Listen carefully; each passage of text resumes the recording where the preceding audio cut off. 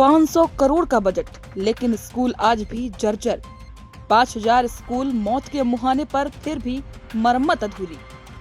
फाइलों में स्कूल, जमीन पर हकीकत में मलबा। क्या छत्तीसगढ़ बनेगा अगला राजस्थान? राजस्थान के झालवाड़ा जिले में सरकारी स्कूल की छत गिरने से 7 बच्चों की जान चली गई। यह खबर तो अब तक आपने देख ही ली होगी, लेकिन क्या आप जानते हैं झालवाड़ा जैसी 500 से ज्यादा स्कूलें छत्तीसगढ़ में भी हैं।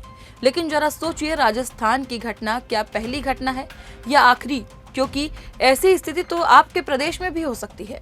नमस्कार, मैं हूं ऐश्वर्या और आप देख रहे हैं CGNL लाइव।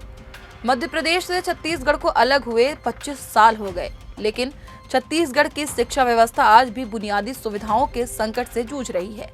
ऐसा हम इसलिए कह रहे हैं क्योंकि राज्य के कई जिलों में हजारों सरकारी स्कूल जर्जर अवस्था में हैं, जहां बच्चों की पढ़ाई तो हो रही है, लेकिन हर दिन जान जोखिम में डालकर। यह स्थिति न केवल बच्चों के भविष्य पर सवाल खड़ा कर रही है, बल्कि सरकार की प्राथमिकताओं पर भी गंभीर प्रश्न चिन्ह लगा रही है। यह एक चिंता का विषय है क्योंकि राजस्थान के झालवाड़ा जिले में जो घटना हुई, उसकी वजह जर्जर स्कूली इमारत है। इस घटना को एक चेतावनी की तरह भी देखा जा सकता है। हालांकि छत्तीसगढ़ के स्कूल भवनों के लिए करोड़ों का बजट पास किया गया, लेकिन पिछली सरकार ने स्कूल भवनों की मरम्मत और निर्माण के लिए 500 करोड़ रुपए का बजट मंजूर किया था। काम कुछ जिलों में शुरू हुआ, लेकिन भ्रष्टाचार की शिकायतों के चलते मौजूदा सरकार ने अधिकांश कार्यों को रोक दिया और जांच शुरू कर दी। इस बीच जर्जर स्कूलों में पढ़ने वाले बच्चों की सुरक्षा दांव पर लगी रही और स्थिति जस की तस बनी रही।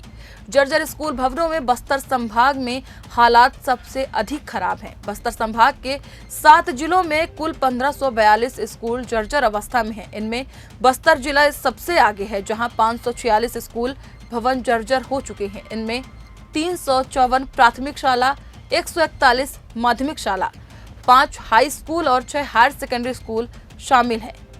अन्य जिलों की बात करें तो Kondagaon 303 school, Kanker 377 school, Bijapur 117 school, Dantewada 51, Narayanpur 22 school जर्जर हो चुकी हैं। वहीं इन स्कूलों में कई हादसे भी हो चुके हैं, जहां जर्जर छत का हिस्सा कक्षा में गिर चुका है।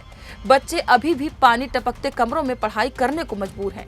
सोचिए क्या स्थिति होगी और कैसा उन बच्चों का भविष्य होगा। बिलासपुर संभाग की बात करें तो बिलासपुर संभाग में 2200 से अधिक स्कूल जर्जर अवस्था में हैं।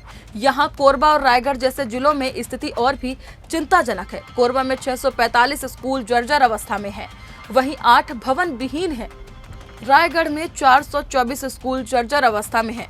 बिलासपुर में 593 स्कूल जर्जर अवस्था में है, जिसमें 22 स्कूलों में भवन ही नहीं है। मुंगेली और जांजगीर की बात करें तो 80 से ज्यादा स्कूलों में पक्का भवन नहीं है। GPM 135 स्कूल जर्जर है, जहां 5 स्कूल भवन विहीन है।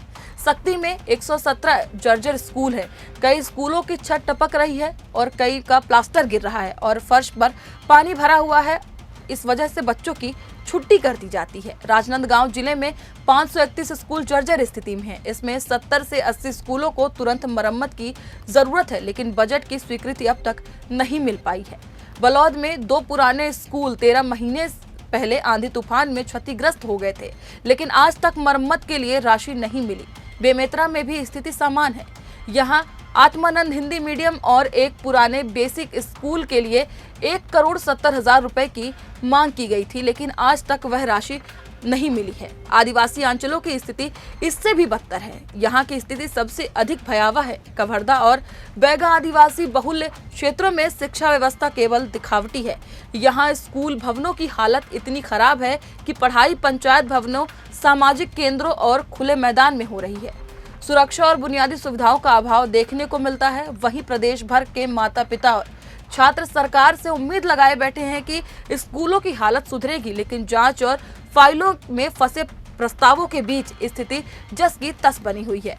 शिक्षा सत्र को शुरू हुए काफी समय हो गया, लेकिन कई जिलों में मरम्मत कार्य तो दूर, सर्वे तक नहीं किया गया।